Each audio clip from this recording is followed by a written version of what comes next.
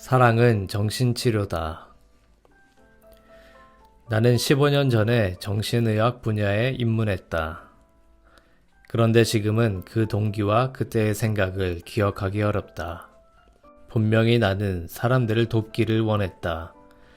의학의 다른 분야에서 사람들을 돕는 과정은 기술을 요구한다. 하지만 나는 그것에 익숙하지 못했고, 그것이 너무 기계적인 것 같이 보여 적성에 맞지 않았다. 나는 또한 사람들을 찌르고 가르는 것보다 사람들과 이야기하는 것이 더 재미있다고 생각했으며, 근본적으로 몸의 기이한 변화나 몸에 들끓는 세균보다는 마음의 기이한 변화가 더 흥미로웠다. 정신과 의사가 어떻게 사람들을 돕는지는 전혀 몰랐지만, 그들은 환자를 다루는데 유용한 신기한 말과 기술을 갖고 있어 정신의 매듭을 신기하게 풀어줄 것 같았다. 아마도 나는 마술사가 되고 싶었던 것 같다.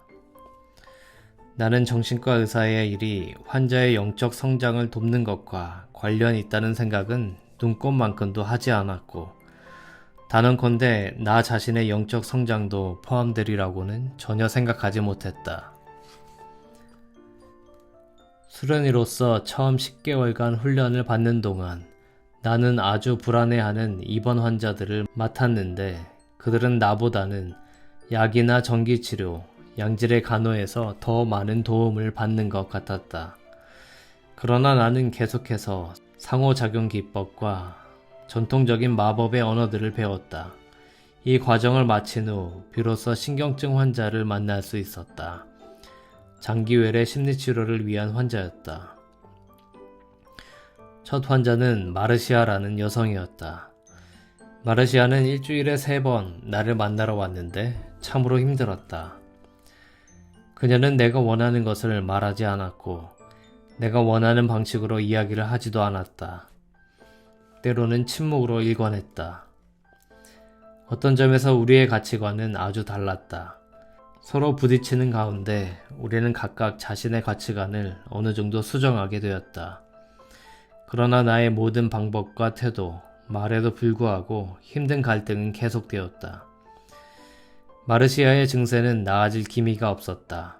오히려 나와 상담을 시작한 직후 지나치게 난잡한 행동 패턴을 보이기 시작했고, 몇 달 동안 줄어들 줄 모르는 나쁜 행동을 숱하게 풀어놓았다. 마침내 이렇게 1년이 지난 후 그녀는 이렇게 물었다. 제가 형편이 없다고 생각하세요? 그 말은 당신을 어떻게 생각하는지 말해달라는 얘기 같은데요. 나는 영리하게 시간을 벌면서 대답했다. 그녀는 바로 그것을 원한다고 말했다. 이럴 때 뭐라고 말해야 하나? 어떤 마법의 말과 기술과 태도가 나를 도와줄 수 있을까? 나는 이렇게 말할 수도 있었다. 왜 그걸 묻지요? 또는 내가 당신을 어떻게 생각할 것 같아요? 또는 마르시아, 내가 당신을 어떻게 생각하느냐가 아니라 당신이 자신을 어떻게 생각하느냐가 중요한 것입니다. 그러나 이렇게 우회적으로 대답한다는 것이 비겁하게 여겨졌고, 그녀는 1년 동안 일주일에 3번씩 나를 보러 왔으니 적어도 내가 자기를 어떻게 생각하는지 솔직한 대답을 들을 자격이 있다는 확신이 들었다. 하지만 나는 이런 경험이 없었다. 그 사람을 어떻게 생각하는지 면전에서 정확하게 이야기하는 마법의 말이나 기술은 어느 교수도 가르쳐 준 적이 없었다. 이것은 훈련 기간에도 전혀 배운 적이 없는 환자와의 상호작용이었다. 이 방법이 언급된 적이 없다는 바로 그 사실은 그것이 승인되지 않은 행동이고, 훌륭한 의사라면 그 상황을 허용하지 않을 것이라는 의미를 내포했다. 어떻게 행동할 것인가? 가슴이 마구 뛰는 상태에서 나는 아주 위태로워 보이는 줄타기를 했다. 이렇게 말했다. 마르시아, 당신은 1년 넘게 나를 보러 오고 있습니다. 그러나 이 기간 동안 평탄하지만은 않았습니다. 많은 시간 동안 우리는 힘들게 갈등했습니다. 그 힘든 갈등이 때로는 둘 다에게 지루하기도 했고, 신경을 날카롭게도 했고 화나게도 했지요. 그런데도 당신은 상당히 노력하며 계속 만나러 왔어요. 이것은 참으로 번거로운 일인데도 매달, 매주 상담 때마다 나를 찾았어요. 더 성장하기로 결심하고 더 나은 사람이 되려고 아주 열심히 노력할 마음이 없었다면 그렇게는 못했을 겁니다. 그렇게 자신을 위해 열심히 노력하는 사람이 형편없게 보일 리 있겠어요? 그러니 내 대답은 아니요입니다. 당신을 형편없는 인간이라고 생각하지 않습니다. 사실 나는 당신에게 정말 감탄하고 있습니다. 이후 그녀는 12명이나 되는 애인 중에서 한 명을 결정하고 의미 있는 관계를 맺어 만족스러운 결혼도 하게 되었다. 다시는 절대 남자판 생활을 하지 않았다. 그리고 자신의 장점을 말하기 시작했다. 우리 사이의 비생산적인 갈등은 사라지고 우리의 상담은 믿을 수 없을 만큼 급속한 진전을 보이며 잘 진행되었고 즐거워졌다. 신기하게도 그녀에 대한 순수한 긍정적인 생각을 드러냄으로써 위태로운 줄타기는 대단한 치료 효과를 가져왔고 함께하는 상담의 전환점이 되었다. 이것은 무엇을 의미할까? 성공적인 정신치료를 위해 할 일은 우리가 환자를 좋게 생각한다고 말해주라는 뜻인가? 그렇지 않다. 우선 치료는 항상 정직해야 할 필요가 있다. 나는 솔직히 마르시아에게 감탄했고 그녀를 좋아한다. 둘째로 오랫동안 그녀를 상담했고 치료를 통해 우리는 꽤 친해졌으므로 나의 감탄과 호의는 그녀에게 정말 중요했다. 그런데 본질적으로 중요한 것은 내가 그녀를 칭찬하고 감탄한다고 말해주었기 때문에 이러한 극적 전환이 이루어진 게 아니라는 사실이다. 그녀와 내 관계가 이미 꽤 오랫동안 진행되어 왔고 그녀 스스로 내가 자기를 잘 알고 있다고 느꼈으며 또 내가 정직한 사람임을 그녀가 알고 있다는 것. 다시 말해 우리 관계의 본질적인 성격이 그런 전환점을 마련해 준 것이다. 젊은 여성 헬렌의 치료에서도 이와 유사한 극적 전환이 있었다. 헬렌을 일주일에 2번 만나 9개월간 치료했지만 별로 눈에 띌 만한 성과가 없었고 여전히 그녀를 긍정적으로 생각할 수 없었다. 이렇게 오랫동안 시간을 보내면서도 나는 헬렌을 거의 파악하지 못하고 있었다. 오랫동안 치료해 오면서도 환자가 도대체 어떤 사람인지 또 해결할 문제의 성격이 어떤지 파악하지 못한 것은 헬렌이 처음이었다. 그녀 때문에 혼란스러웠고 문제를 파악해보려 며칠 밤을 정정긍긍하기도 했으나 성공하지 못했다. 하지만 결론적으로 확실해진 것은 헬렌이 나를 신뢰하지 못한다는 것이었다. 그녀는 내가 그녀에게 정말 관심이 있는 게 아니라 단지 자기의 돈에만 흥미가 있다고 큰 소리로 불평했다. 9개월간의 치료가 진행된 어느 날 상담 중에 그녀는 이런 식으로 말했다. 선생님은 상상도 할 수 없으실 거예요. 제게 흥미도 없고 그래서 제 느낌에 그렇게 둔감하시니 선생님과 이야기하면 얼마나 좌절감이 드는지 아세요? 나는 대답했다. 헬렌, 좌절감은 우리 둘 다 느끼는 것 같아요. 이렇게 얘기하면 어떻게 느낄지 모르겠는데 당신은 10년 동안 내가 정신치료를 해오면서 가장 좌절감을 느낀 경우랍니다. 이렇게 오랫동안 제대로 방향을 못 잡은 사람은 만난 적이 없어요. 아마 헬렌 생각이 옳은 것 같아요. 당신과 일하기에 나는 적당한 사람이 못 되는가 봅니다. 모르겠어요. 솔직히 포기하고 싶지는 않지만 정말 당신에 대해서는 혼란스럽고 도대체 무엇이 잘못됐는지 알고 싶어 미칠 지경입니다. 내 말을 들은 헬렌의 얼굴에 눈부신 미소가 번졌다. 그러면서 헬렌은 선생님, 저를 진정으로 염려하시는군요. 라고 말했다. 네? 나는 물었다. 진정으로 저를 염려하신다고요. 그렇지 않다면 그렇게까지 좌절하실 리가 없잖아요. 그녀는 마치 모든 것이 뚜렷해진 것처럼 말했다.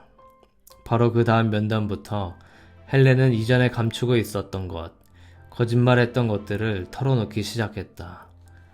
그 결과 일주일 만에 나는 그녀의 근본적인 문제를 명확히 이해하고 진단할 수 있었고 어떻게 치료를 진행할 것인지도 알게 되었다. 헬렌의 경우도 깊은 관심을 갖고 함께 치열하게 노력했기 때문에 내 대답이 그녀에게 의미 있고 중요했던 것이다. 우리는 이제 심리치료를 효과적이고 성공적으로 만드는 본질적인 요소를 알았다. 그것은 무조건 긍정적인 말을 해주는 것도 마법의 말과 기술과 태도도 아니다. 그것은 인간적인 관심과 노력이다. 치료사가 환자의 성장을 돕기 위해 자신을 확장하고자 하는 마음, 즉 기꺼이 위험을 감수하고 진심으로 사무적이 아닌 개인적 감정 차원에서 관계를 형성하고 실제로 환자와도 자신과도 싸우고자 하는 마음이다. 간단히 말하면 성공적이고 의미 있는 심리치료의 근본 요소는 사랑이다. 서구에서는 심리치료에 관해 수많은 책들이 쏟아져 나온다. 그런데 그것들이 정작 사랑의 문제는 간과하고 있다는 사실은 놀랍고 믿을 수 없을 정도다. 힌두교의 수도승들은 사랑이 그들의 힘의 원천임을 솔직하게 인정한다.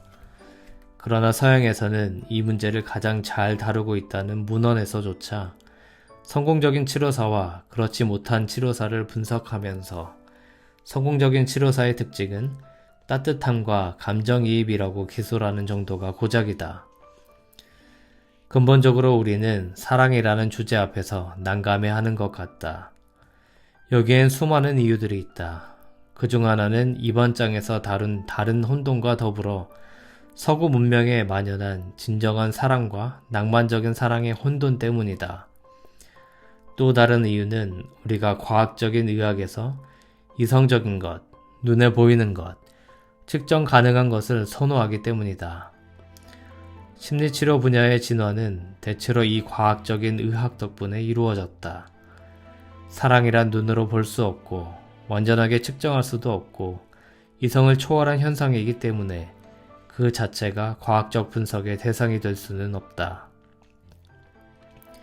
또 다른 이유는 정신분석과는 초연하게 거리를 두어야 한다는 강력한 정신분석의 전통 때문이다.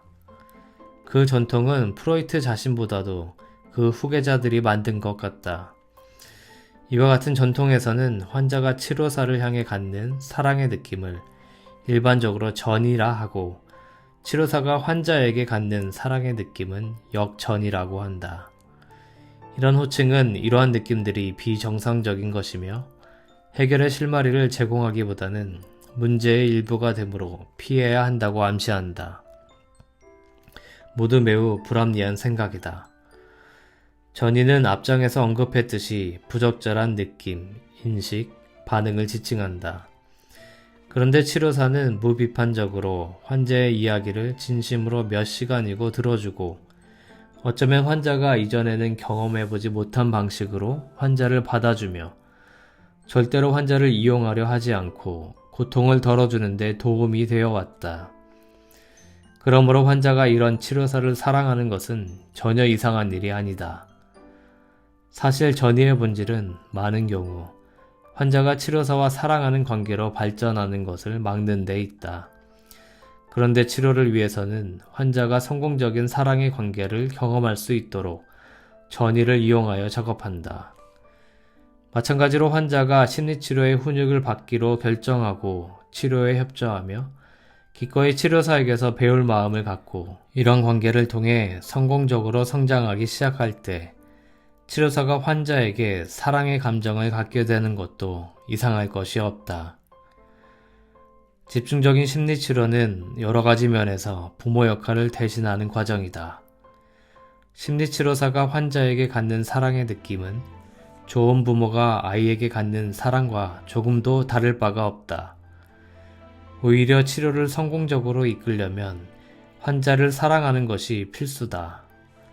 치료가 성공하려면 치료사와 환자의 관계는 서로 사랑하는 관계가 되어야 한다.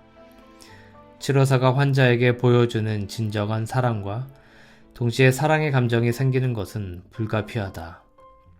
대부분 정신적인 병은 성공적인 성숙과 영적 성장을 위해 부모에게서 받았어야 할 사랑의 결핍이나 결함 때문에 생긴다.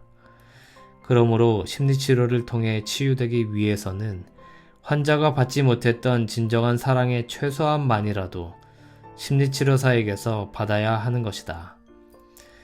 만약 치료사가 환자를 진정으로 사랑할 수 없다면 진정한 치료가 생겨나지 않을 것이다. 화려한 경력을 갖춘 숙련된 치료사일지라도 환자에 대한 사랑을 통해 자신을 확장하지 못하면 어떠한 치료도 성공할 수 없을 것이다. 반대로 화려한 경력도 없고 훈련도 충분히 못 받은 평범한 치료사일지라도 사랑의 큰 능력을 발휘한다면 최고의 정신과 의사들과 맞먹는 큰 성과를 거둘 것이다. 심리치료가 진정한 사랑의 과정이어야만 한다는 개념은 전통적인 정신의학계에서는 다소 이단으로 취급된다. 그렇다면 동전의 이면이라고 할 수 있는 다음의 견해, 즉 심리치료가 진정하게 사랑하는 것이라면 사랑은 항상 심리치료처럼 해야 한다는 것도 마찬가지로 이단이다. 배우자를 순수하게 사랑하고 부모, 아이, 친구를 진정으로 사랑한다면 또 그들의 영적 성장을 지지하기 위해 우리 자신을 확장시킨다면 우리가 그들에게 심리치료를 하고 있다는 말인가? 대답은 그렇다이다. 때때로 칵테일 파티에서 사람들은 내게 말한다. 선생님은 전문가적인 삶과 사회적 삶을 구분하기가 정말 어려우시겠어요. 결국 자기 가족과 친구들을 분석하고 다닐 순 없는 것이잖아요. 안 그래요? 이런 질문은 대체로 시간 때우기식의 대화일 뿐 그들은 진지한 답변에 흥미도 없으며 제대로 이해하지도 못할 것이다. 그러나 때로 그런 상황은 내게 즉석에서 심리치료를 가르치거나 실행할 기회를 준다.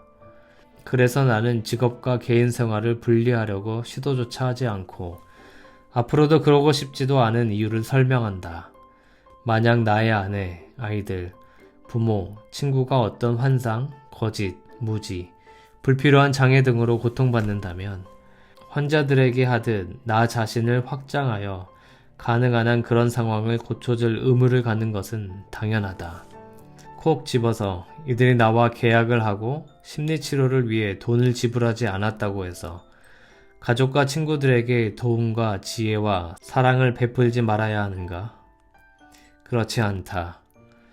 부릴 수 있는 모든 재주를 총동원해서 내가 사랑하는 사람들에게 내가 아는 것을 가르쳐주고 내 힘이 닿는 한 정신적인 성장의 여정이 내가 줄 수 있는 모든 도움을 주도록 노력해야 한다.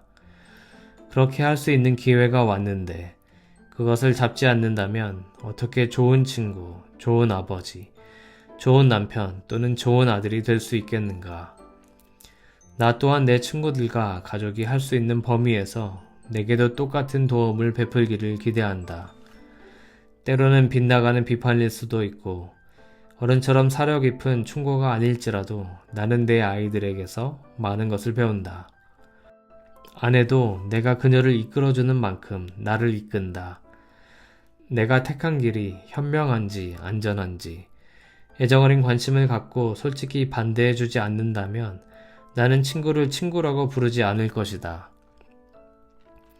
그들의 도움이 없는 것보다는 있는 편이 내 성장의 속도를 가속시키지 않을까? 진정으로 사랑하는 관계는 어떤 관계든 서로 심리치료적이다. 물론 나도 항상 이런 가치관에 따라 살아온 건 아니다. 한동안 나는 아내의 비판보다는 아내의 칭찬을 더 좋아했다. 그녀의 힘을 길러주고 노력하기보다는 의존성을 길러주려 했다. 남편과 아버지로서 내 이미지는 가족 부양자의 이미지였다. 내 책임은 집에 돈을 벌어다 주는 것으로 끝이었다. 내가 원하는 집이란 편안한 장소이지 도전의 장소는 아니었다. 그 당시였다면 심리치료사가 자기 친구와 가족에게 치료기법을 적용하는 것은 위험하고 비윤리적이며 파괴적이라는 주장에 동의했을 것이다. 그러나 이렇게 동의하는 데에는 내 직업을 오용하게 될지도 모른다는 두려움과 더불어 나의 게으름도 큰 동기로 작용했을 것이다. 심리치료는 사람과 마찬가지로 일이다. 하루에 8시간 일하는 것이 16시간 일하는 것보다 더 쉽다. 당신의 지혜를 구하며 그것을 얻으려고 당신이 있는 곳을 찾아오며 당신의 관심을 위해 돈을 지불하고 한 번에 50분이란 한정된 시간 동안만 당신을 필요로 하는 사람을 사랑하는 것이 당신의 관심을 당연히 여기며 당신을 권위 있는 존재로 생각하지 않으면서 끊임없이 요구만 하고 당신의 가르침을 간청하지도 않는 사람을 사랑하는 것보다는 훨씬 쉽다. 가족이나 친구들을 상담하는 것은 진료실에서와 똑같은 정도의 치밀한 노력과 자기 훈육이 요구되지만 조건은 더 나쁘다. 그래서 가족이나 친구들에게는 더 많은 노력과 사랑이 필요하다. 물론 그렇다고 해서 다른 치료사들이 이 말을 지금 당장 배우자와 자녀에게 심리치료를 하라는 간곡한 권유로 받아들이지 않길 바란다. 어떤 사람이 영적 성장의 여정에 있다면 그 사람의 사랑할 능력은 점점 자라고 있는 것이다. 그러나 그것은 항상 제한되어 있으므로 사랑할 수 있는 능력 이상으로 심리치료를 감행해서는 안 된다. 사랑이 없는 심리치료는 실패하기 쉽고 해롭기까지 하다. 당신이 하루에 6시간 사랑할 수 있다면 당장에는 그것으로 만족하라. 당신의 역량은 이미 대개의 사람들보다 더 크기 때문이다. 영적 성장으로 가는 길은 멀고 능력이 성장하기 위해서는 시간이 필요하다.